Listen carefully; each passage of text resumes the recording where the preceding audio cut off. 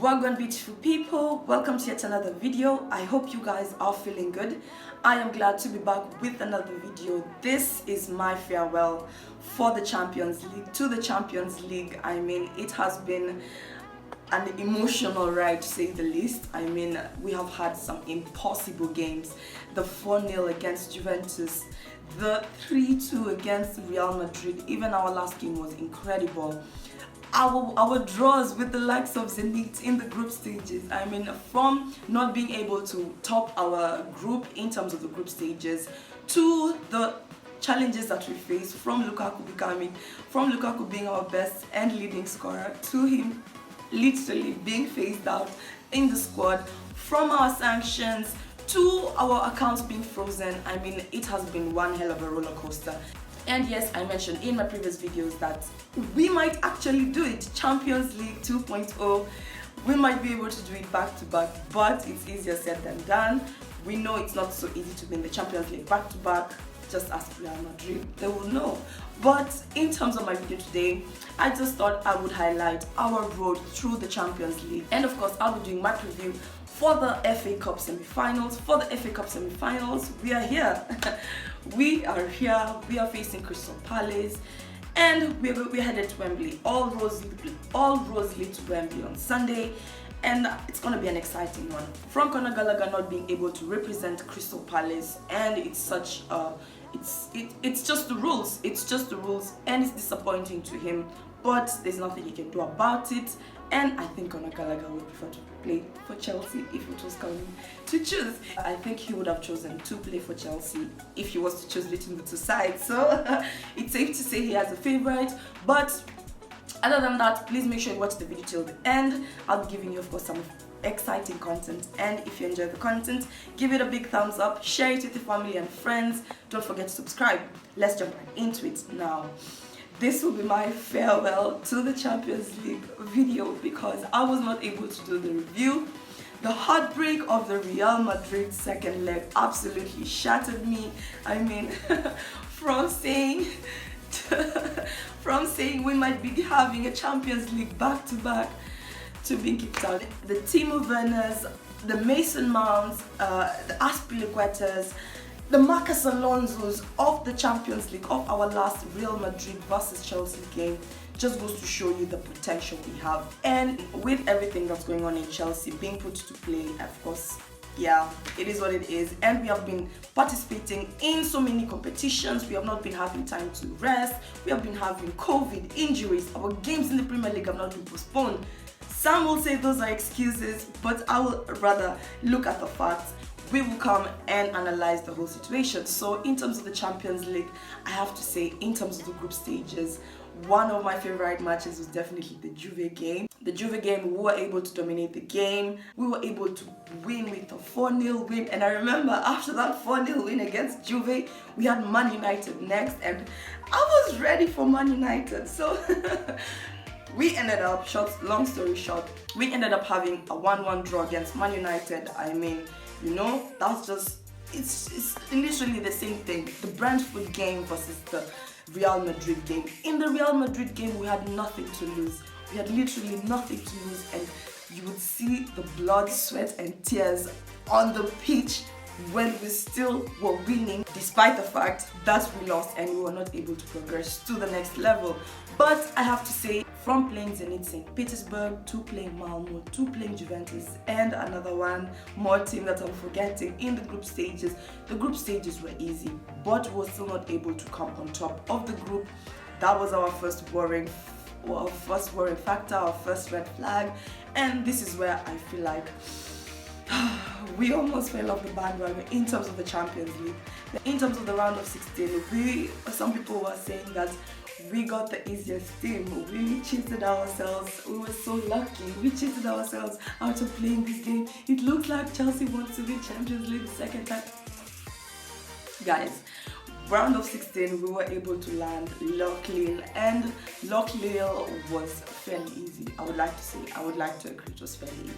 Yes, we almost did not make it, but we made it. Then, in terms of the quarterfinals, this was where we were dropped. In terms of the first leg Real Madrid, A-class. world class, beautiful, phenomenal. That is why they won, that is why they dominated the game, and they maintained it throughout the game. They had a mission, and it's safe to say the first leg is very important, just as the second leg, because the first leg, it gives you that comfort when you come into the second leg. I mean, last year, I think the quarterfinals, kind of the same thing happened. In terms of the quarterfinals, we were facing Real Madrid again, and this time, during the first leg, I think we were able to dominate, and that was what gave us the difference when it came to the second leg. So in terms of this time round, we were not able to go through, but the boys did it gracefully, especially the last game. Wow, Timo Werner, and the Timo Werner of the Real Madrid game, I wish I see him throughout the rest of the season. We literally don't have anything else to lose. We only have 8 more games left in the We only have 8 more games left in the Premier League and 1 more title that we are contending for. So, as Chelsea, we literally have put all our eggs in one basket. As Chelsea, we've put our cards on the table, and we're looking forward to the next challenge, which will be the next few matches. I have to say to the boys, you guys did us solid. You gave us a very interesting journey, a very emotional journey, a very angry journey when we were drawing, when we're not supposed to be drawing, but it's good. It's good while it lasted. And although there's a dagger in my heart, I just have to take it. Oh. Anyway, guys, in terms of Chelsea news, let's jump right into it. In terms of some Chelsea news, let's jump right into it. Of course, the major news that dropped yesterday, by the time you guys are watching it, is today though. The major news that dropped is that the Ricketts family have withdrawn from the final bid. Now, the Ricketts family, of course, over the weeks have faced a lot of backlash on social media. In terms of the Ricketts family, they have been linked with not so good news in the past, with the links of Islamophobia, with the links of racism, just to mention a few. So the fan outburst was absolutely, honestly incredible, because I think it at one point was 100,000 tweets at one point. So I feel like this is what the Ricketts family had to say. The Ricketts group has decided, after careful consideration, not to submit a final bid for Chelsea. In the process of finalizing their proposal, it became increasingly clear that certain issues could not be addressed given the unusual dynamics around the sales process. We have great admiration for Chelsea and its fans, and wish its new owners the very best. Guys, now the Ricketts family, they have the money. They had Bruce Buck under a finger, and they could have literally done anything they wanted. But this is the power to the people. The Ricketts family, apparently, when they were finalizing their proposal, could not find an agreed bid, and I do not see how this could happen.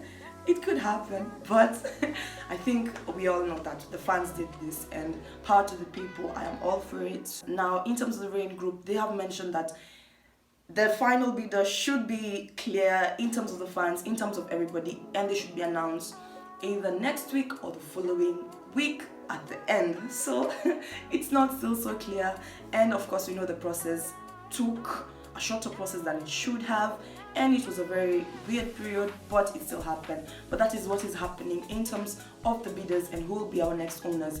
In terms of the FA Cup, all roads lead to Wembley. I am excited. Crystal Palace is who we were able to draw.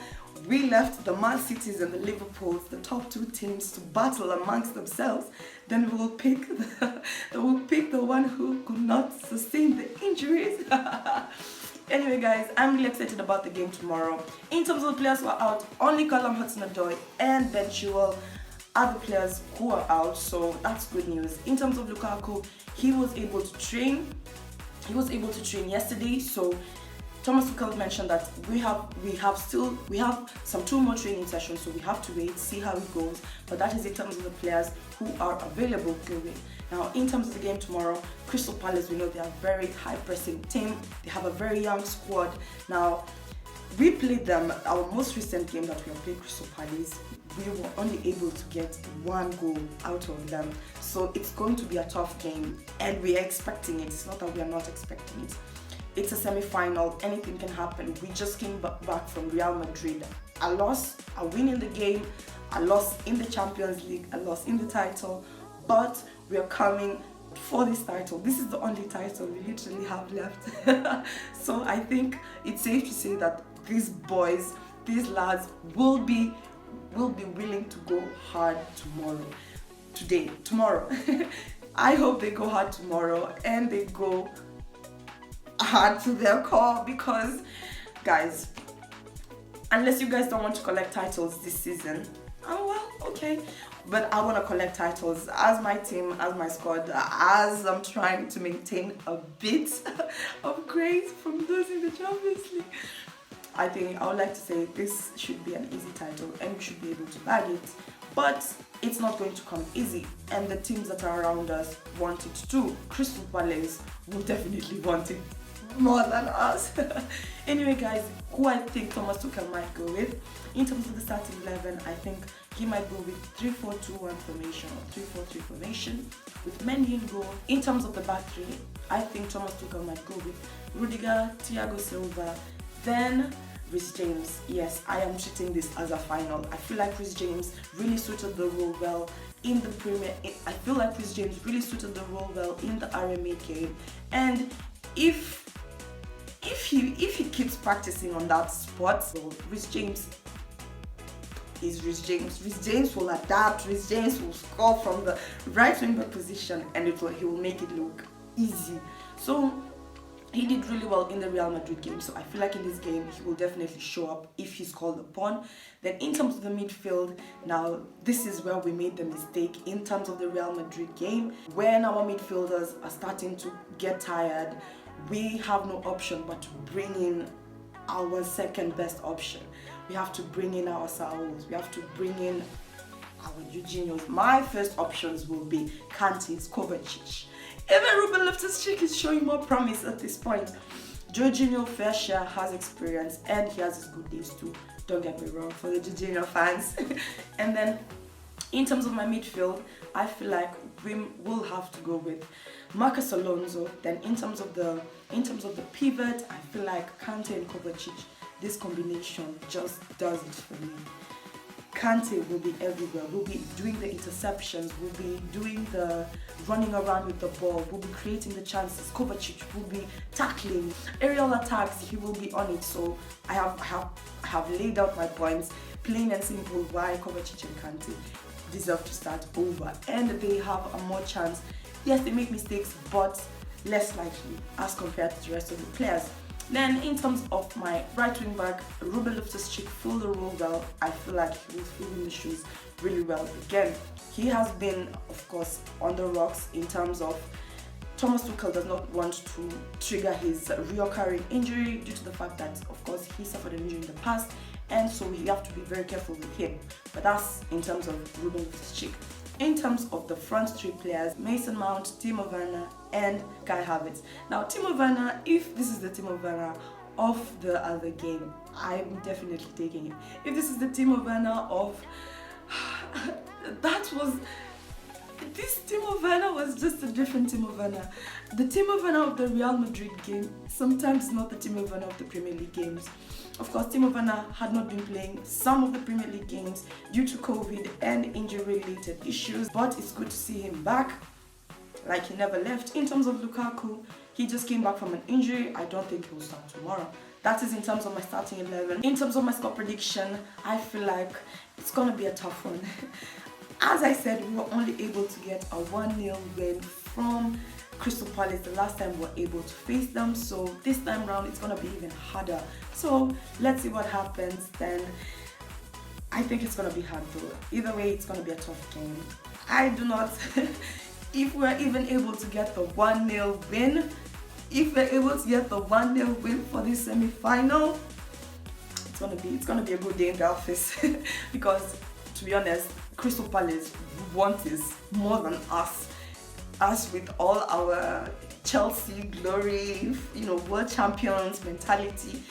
If you're not careful, Crystal Palace might steal this from us too tomorrow. So we cannot allow this. Let us make sure this does not happen. But that is in terms of my video. If you enjoyed the content, please make sure to give it a big thumbs up. share it with your family and friends. Don't forget to subscribe, turn on the post notification bell. You'll be notified every time I upload a video. I'll be seeing you in my next video.